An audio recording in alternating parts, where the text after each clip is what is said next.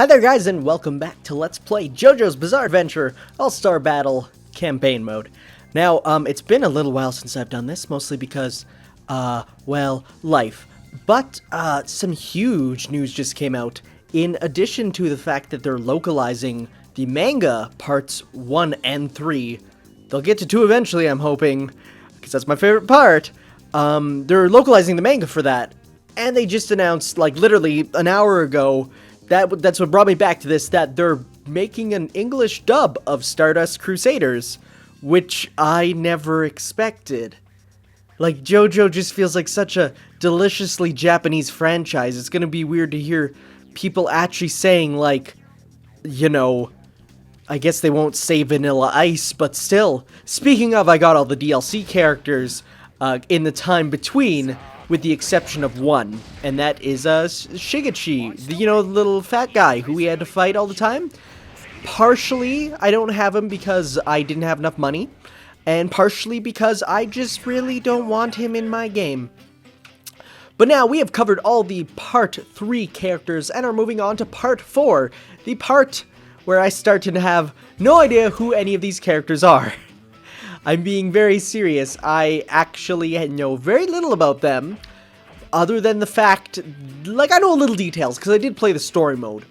So, we're going to be starting off with Josuke Higa Shiki Higa Shikitaka. That's wrong. I don't care. His last name is very hard to pronounce. So, but if you'll notice the 4 is there, we'll get into that later. But, what am I talking about? I have no idea what his... Actually, I do. He is, like, the illegitimate grandson of Jotaro, I think? I'm not sure. I'm sorry. I don't remember much of the story. He's a cool character, though. I think he's very... Oh, my goodness. That was a bad start. This is the first time I've played it in a long time as well, so this is gonna go great. He has a command taunt as well, which is pretty fun. But he's a very sort of like good basic character. And I think if you need a character to start playing as, like, he's a good choice if you don't want to go with, you know, Jotaro. Because Jotaro is really broken. Also, he has an OTG, which hits really actually quite good.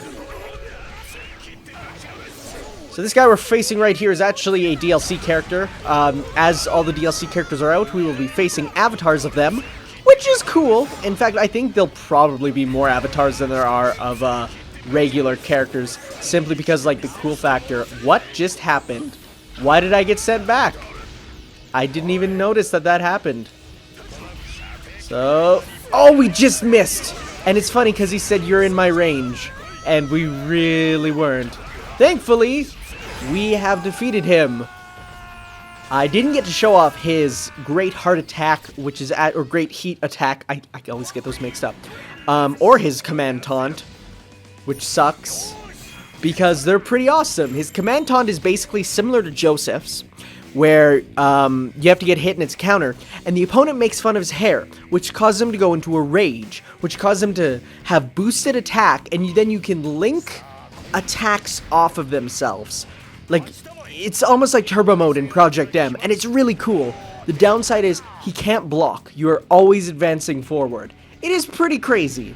And his Great Heat Attack involves him healing the opponent to make it a fair fight, and then beating the crap out of them. And you actually see the health bar go back up, and then go right back down. Cool character, I gotta say. Now, here we have Okuyasu Nijimura. Don't have a costume for him. I've spent less time getting costumes and items and stuff for the characters I don't know, simply because I don't know them. With the exception of a few, but that's just because my character my sister likes to play as girl characters, so I decided to go out of my way to get, like, Jolene's stuff for her. So, his stand is called the Hand, and when you fight him in story mode, he does say, it's time for you to talk to the Hand. And I'm very happy they did that. He's a bit of a heavier character. Literally, like a heavy fighter. Now, if only I can get in, that would be good. Frame rate is dipping, actually. I actually haven't seen that before. Like, I've seen it, but it's not been this noticeable. That's a cool attack because it is a unblockable, which is always fun in fighting games. Not really. And it does hit off the ground, which again is pretty fun. You can use sort of, he's a very close range, it's hard to describe him other than the fact that he is a strong, heavy puncher. Don't expect projectiles from these. And I think a lot of his attacks are unblockable. Oh, dude! That was like an amazing guard. I am actually very happy. Also, I keep forgetting to taunt, but whatever. So yeah, Okuyasu is a good character. Okuyasu, is that right? Okuyasu, or is it Okuyasa? I don't remember. I don't know these characters. They're all cool though, and it makes me excited. And I really hope that if the JoJo anime doesn't go into part 4, I will definitely start reading it. Although, as I've heard, part 4 and onward, I think up to 5, the subs are terrible quality. And we are fighting, yeah, that's the way. I forget which power this is. Oh, cool. I'll do that. Increase damage. How much do I want to spend? I could kill him right away, but I'm not going to do that. Oh, I hate this guy, too. I can get Giorno and Gyro costumes. So, okay, sure. Let's just give me everything. I swear, it's weird. It's reverse not psychology, but reverse bad luck, because it's always like this when I'm doing this on recording, or at least it feels that way. Next up, we have for characters. Ooh, we have our first short character, Koichi Hirose. He's an interesting character. He's not bad. In a lot of fighting games, the short characters are usually the bad ones. That, or they're the completely overpowered ones, like, you know, Yoda. Really just Yoda. But he is interesting, because his attacks are mid-range, you know? And I'm not sure, I don't know, again, I haven't read part 4, but, okay, so his persona, did I actually say persona? His stand goes Act 1, 2, and 3, right? But what I'm wondering is that, can you go back? See, it's reverb Act 3, but when you use other attacks, it'll be in Act 1 and 2. Is it like see, look, those are Acts 1 and 2. Is it like Pokemon where they can't go back, or? I'm not sure. But I guess what you have is, when his stand is off, it's Act 2 or Act 1, and they are very much like projectiles, but it feels almost like a lizard, like it feels like Cell from Dragon Ball, you know? I guess I can show off his thing, or not. That's cool. Zipper Man. That's the worst name. Ugh. So, oh, I already did his, right. Darn it.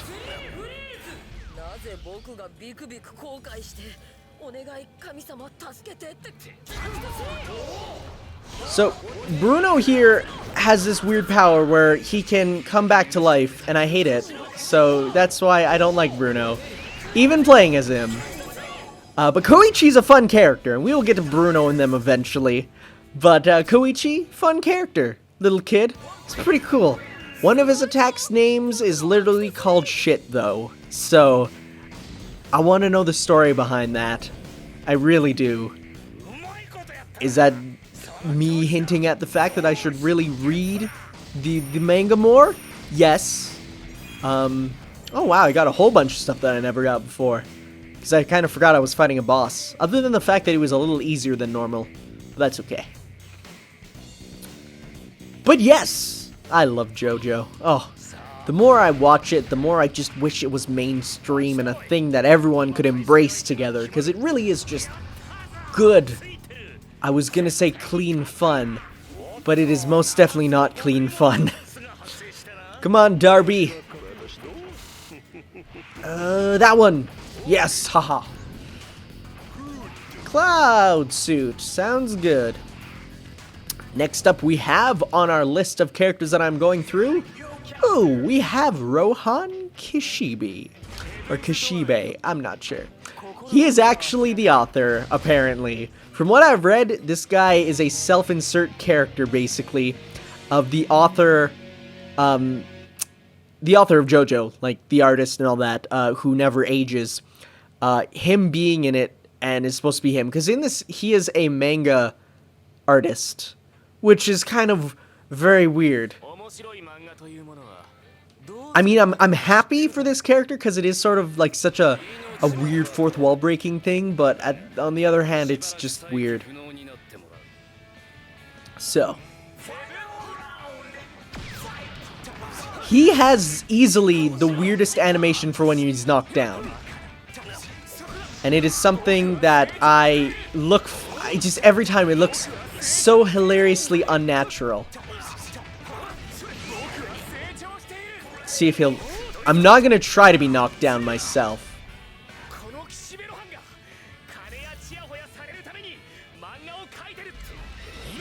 Oh, here we go. You'll see.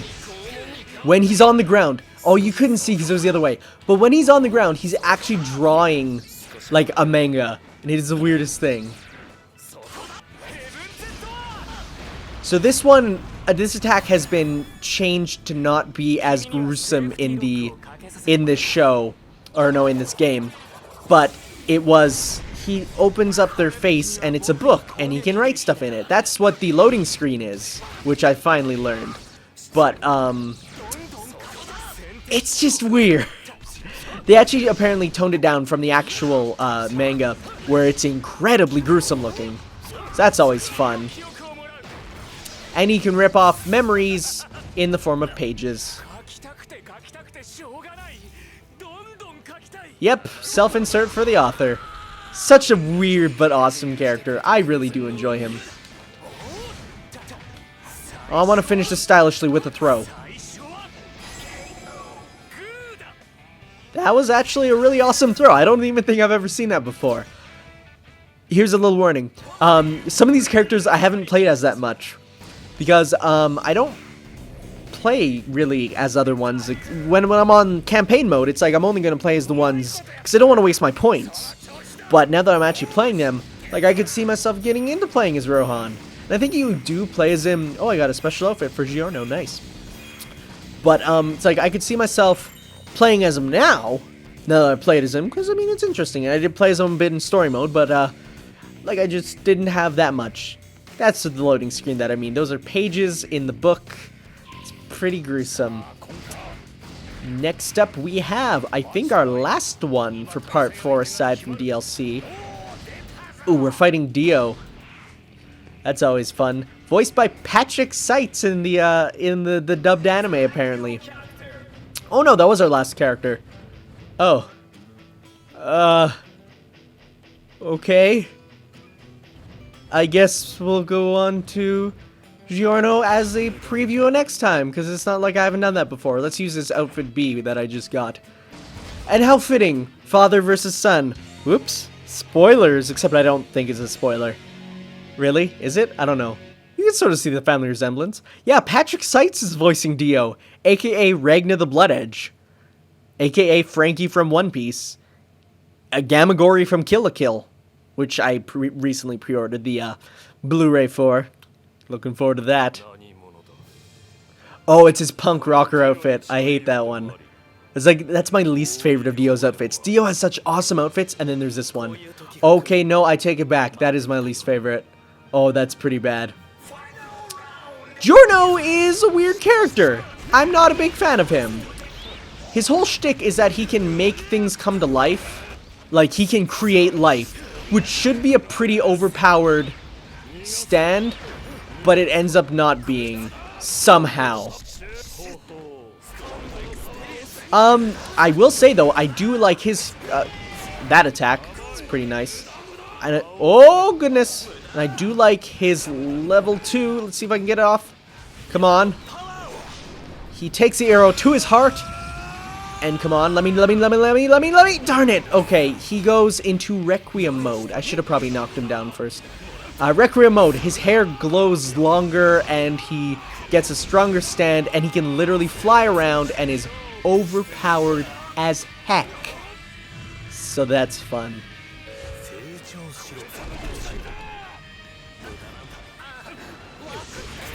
Oh, wow. Okay, I might lose if I don't do this right. Also, he says Muda Muda for his Ora Ora Ora punch, which is pretty awesome. Because, you know, like father, like son. And it's interesting to see that Dio only does that animation where he's injecting it into himself. Oh, dude! These are so hard to get! Here it clashes! Oh boy. Oh boy. I picked a bad time to taunt. So he only does that injecting animation when it's a descendant of the Joestars. So it's interesting to see him do it because, well, spoilers, he's using Jonathan's body, so he's technically a descendant of the Joestars because it's made out of Jonathan's flesh. But Dio's, I don't know. Thankfully, his story is the shortest in story mode, so yeah. But thank you guys for watching part 4, but we had a preview of part 5. And I guess we'll go into more part 5 after next time. So see you then. Ciao.